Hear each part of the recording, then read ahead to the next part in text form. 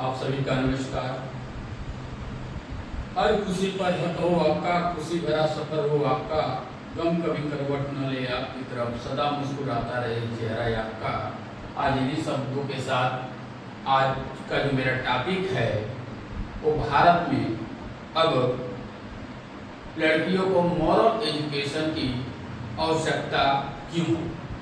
यहाँ पर ये टॉपिक समाज में हो रही घटनाओं के आधार पर मैंने इस टॉपिक को चुना है।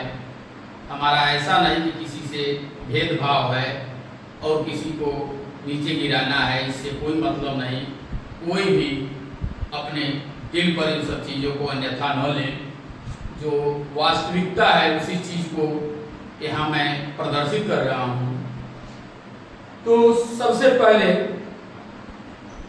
लड़की जब अपने घर होती है, पढ़ाई करती है, फिर नौकरी पाती है या नौकरी नहीं भी पाती है, उसका शादी होता है, वो अपने घर चली जाती है। तो यहाँ पर ये देखना है कि जब वो ससुराल में जाती है तो घर की अपेक्षा उसके कुछ बिहेव में परिवर्तन आ जाता है, जिसके वजह से आज जिस घर में जाएगी उसमें भी परेशानी और जिस घर से गई है उसमें भी परेशानी।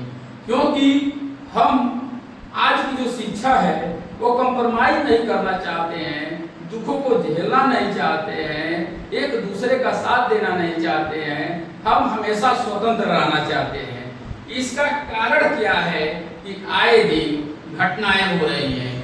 आप लोगों को आज एक उदाहरण के मदद से मैं इसको क्लियरफाई करूंगा कि कहाँ मिस्टेक हो रहा है, कैसे एक समाज का पतन आए दिन होते जा रहा है। पहला नंबर पे यहाँ मैंने लिखा है परिवार। क्या लड़कियां जिस घर में जन्म लेती है उनके संस्कार न होने से, शिक्षा न लेने से, उनके ससुराल में जाकर गलत काम करने के लिए क्या परिवार जिम्मेदार है कि शिक्षा जिम्मेदार है? जिस स्कूल में वो शिक्षा ले रही हैं कि जिस समाज में रह रही है वो जिम्मेदार है कि उनके दोस्त, कि उनका विवाहेतर संबंध, यानी बिना शादी के पहले ही संबंध बना लेना, ये विवाहेतर संबंध कहलाता है। यानी इसका कंसेप्ट बॉयफ्रेंड का और विवाहेतर संबंध का, ये आने वाले टाइम में इसका प्रचलन बहुत ही ज्यादा बढ़ जाएगा। ये मोबाइल टेक्नोलॉजी आने की वजह से लोगों के अंदर दिमाग में बहुत सारी चीजें चलेंगी। यहाँ पर कि मोबाइल या धन, पैसा ही इंसान को पागल कर देता है। ये 7 पॉइंट यहाँ पर लिखे गए हैं। इन सारी चीजों का कौन कारण हो सकता है? जैसे आप लोगों को बताऊं, अतुल सुभाष हत्याकांड निकिता सिंघानिया के प्रताड़ित करने के वजह से और इस कानून के पेचा पेची के वजह से इसने अपनी आत्महत्या कर लिया। जो एआई के इंजीनियर थे, आप समझ सकते हैं कि कितने पढ़े लिखे, कितनी मेहनत के बाद जॉब मिली होगी, फिर इनसे शादी होती है, इसने अपने रूपों में आती हैं, इनका पतन हो जाता है। और इनका पतन का मतलब उस माता पिता के सारे अरमान, भाई बहनों के सारे अरमान ध्वस्त हो जाते हैं। ये घटना 9 दिसंबर 2024 को मंगलुरु में होती है। इनके साथ फांसी लगा लेते हैं। दूसरी घटना मेरठ के नीले ड्रम सौरभ हत्याकांड है, जिनकी पत्नी मुस्कान रस्तोगी है अपने ही बॉयफ्रेंड साहिल शुक्ला के द्वारा मिलकर इनकी हत्या कर दी जाती है और इनको नीले ड्रम में भर करके लाश को छिपाने के लिए ऊपर से सीमेंट जमाया जाता है। आप समझ सकते हैं कि एक मौत की सजा और दूसरा उस लाश को किस तरह से इन्होंने ठिकाने लगाने के लिए, अपने आप को निर्दोष साबित करने के लिए मुस्कान रस्तोगी ने चाल चली। तो ये लोग नहीं जानते हैं कि सच्चाई छुप नहीं सकती है, बनावट के वसूलों से खुशबू आ नहीं सकती है, कागज के फूलों से। तो यहाँ पर इनका बॉयफ्रेंड साहिल शुक्ला होता है। ये घटना 3 मार्च को घटती है 2025 में ही। अब तब तक ये घटना अभी शांत नहीं हुई, तब तक मेरठ में सर्प हत्याकांड, अमित, उनकी पत्नी रविता, उनका बॉयफ्रेंड अमरजीत, इन्होंने क्या किया, रविता ने अपने बॉयफ्रेंड अमरजीत की मदद से इनके अमित की गला दाब करके इनकी हत्या कर दी जाती है और उसके बाद से इनके पास एक सर्प जहरीला रख दिया जाता है कि सर्प ने इनको काटा है और इन्होंने सर्प दंश के वजह से इनकी मृत्यु हुई है। जब मेडिकल रिपोर्ट, पोस्टमार्टम रिपोर्ट आता है तब ये पता चलता है कि इनके गले को दबाया गया। ये घटना 18/4/25 को यानी 18 अप्रैल को ये घटती है।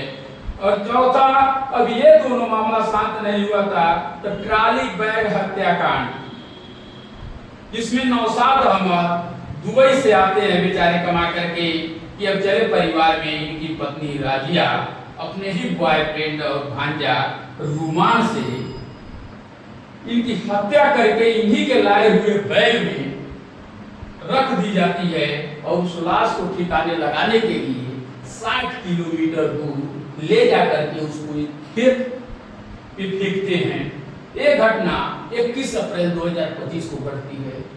फिर अभी ये मैटर चल ही रहा था तो तब तक राजा रघुवंशी हत्याकांड मेघालय में घटित होता है, जो हनीमून पर लोग गए रहते हैं, जिनकी पत्नी सोनम रघुवंशी शादी के कुछ ही दिनों बाद, इतनी दुखद घटना है, इनके बॉयफ्रेंड राज कुशवाहा, अब समझ सकते हैं यहाँ पर देखा जाए कि राजा रघुवंशी काफी पैसा, शोहरत, सारी सब चीज से बहुत ही अच्छे थे, बिजनेसमैन थे, लेकिन इस राज कुशवाहा के आगे ये बहुत आगे थे, लेकिन फिर भी इन्होंने सोनम रघुवंशी ने राज कुशवाहा को चुना। यहाँ पर सौरभ हत्याकांड में ये साहिल शुक्ला से बहुत बेटर थे सौरभ, लेकिन मुस्कान रस्तोगी ने साहिल शुक्ला को चुना। उसके बाद से इनकी 23 मई 2025 को मेघालय में इनकी हत्या की जाती है और राज कुशवाहा के 3 किलर बुक किए जाते हैं इनको मारने के लिए राज कुशवाहा द्वारा, विशाल, आनंद और आकाश। समझ सकते हैं कि ये सोनम रघुवंशी ने इनको जाल में फंसाया और ए राज कुशवाहा ने इन तीनों दोस्तों को अपने जाल में फंसा करके और इस मासूम बेचारे की जो निर्दोष था, इसका कोई कसूर नहीं था, अभी दुनिया में अब बड़ा हो रहा था, तभी इसकी हत्या कर दी जाती है। अब समझ सकते हैं खिलखिलाते हुए वो चेहरे, अपने माँ बाप के अरमानों को लिए हुए, अपने दोस्तों की उम्मीद पर खड़ा उतरने वाले ए राजा रघुवंशी की जीवन लीला ही समाप्त कर दी जाती है सिर्फ और सिर्फ ये सोनम रघुवंशी की वजह से। एक महिला होकर के इतना क्रूर कैसे हो रही है, ये बहुत सोचने वाली चीज है। हमारे देश का अस्तित्व खतरे में है। इन लोगों की वजह से ऐसा इसलिए हो रहा है कि ये लोग जिंदगी को स्वतंत्र देखना चाहती हैं। अब जब बंधन में नहीं रहेंगी, संघर्ष लोग करना नहीं चाहेंगी, तो अब देखिए ये आगे क्या क्या हो रहा है। और ये है अंजू लता कटियार, जो उत्तर प्रदेश लोक सेवा आयोग की इन्होंने अध्यक्ष थी, ये भी महिला हैं, इनके पति भी इंजीनियर हैं, लेकिन इन्होंने एलटी ग्रेड की परीक्षा का पेपर आउट करा दिया था 25 लाख में। आप समझ सकते हैं कि एक महिला होकर के एक उच्च पद पर बैठने के बावजूद भी पैसे की ललक, अपने कुर्सी की ललक, शान शौकत की ललक के आगे ये अंधा हो गई और फिर ये पकड़ाई, जांच हुआ, सही पाया गया, जेल गई, क्या हुआ। समझ सकते हैं कि जब इस औरतों को घर की लक्ष्मी माना जाता है, ये यदि इस तरह से व्यवहार लगेगी करने, यदि सबसे अधिक विश्वास पति पत्नी पर करता है, पत्नी पति पर करती है, यदि इन दोनों रिश्तों में दरारें पड़ने लगी तो समझ लीजिए आने वाले टाइम में बहुत ऐसे इंटेलेक्चुअल पर्सन शादी ही नहीं करेगा, क्योंकि वो कहेगा कि मुझे मौत को गले नहीं लगाना है, कम से कम अपने माँ बाप के ही सहारे हम जिंदा रहेंगे, और वो बिल्कुल नहीं शादी करेगा। 2035 के बाद इसका आंकड़ा इतना तेजी से बढ़ेगा कि हर युवा भी चाहेगा कि हम क्यों इस दलदल में पड़े। हमारे बहुत जानने पहचानने वाले हैं जो लोग काफी पैसा कमाए, अध्यात्म की तरफ गए और फिर वो लोग शादी से अपने घर स्पष्ट मना कर दिया कि हम शादी नहीं करेंगे। क्यों? उनके पास दिमाग वो लोग आइडियन हैं, बहुत ज्यादा वो सोच सकते हैं।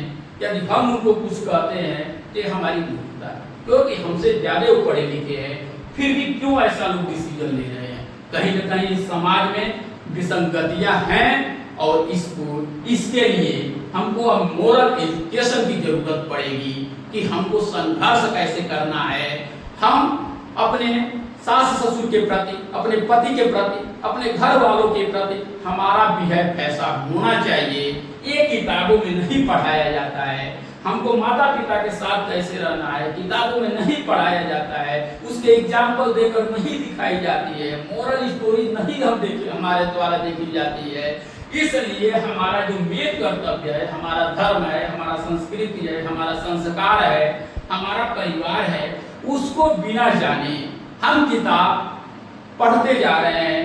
अभी पहले गुरुओं के पास शिक्षा लेते थे, अब ऑनलाइन शिक्षा ले रहे हैं। इसका दुष्परिणाम कितना भयानक होगा इसको हम कह नहीं सकते हैं।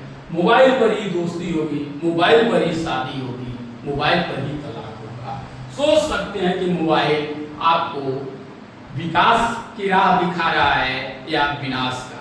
किताब लेकर के एक बच्चा छोटा सा 1 घंटा नहीं बैठ पा रहा है, लेकिन एक लड़का या लड़की मोबाइल लेकर के पूरी रात उसको देख रहा है, उसी पर बैठा है या बिस्तर पर पड़ा है। तो आप सोच सकते हैं कि मोबाइल किस तरह से हमको, आपको, इस समाज को कैद कर रखा है।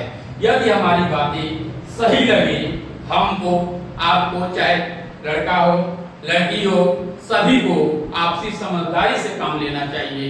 और क्योंकि जिंदगी है फिर दोबारा नहीं मिलती है, इसलिए आपसी तालमेल जरूरी होता है।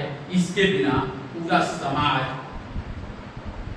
नष्ट हो जाएगा और इस समाज की इज्जत कभी नहीं बचेगी। इसलिए जिंदगी आपकी है, फैसले आपके हैं।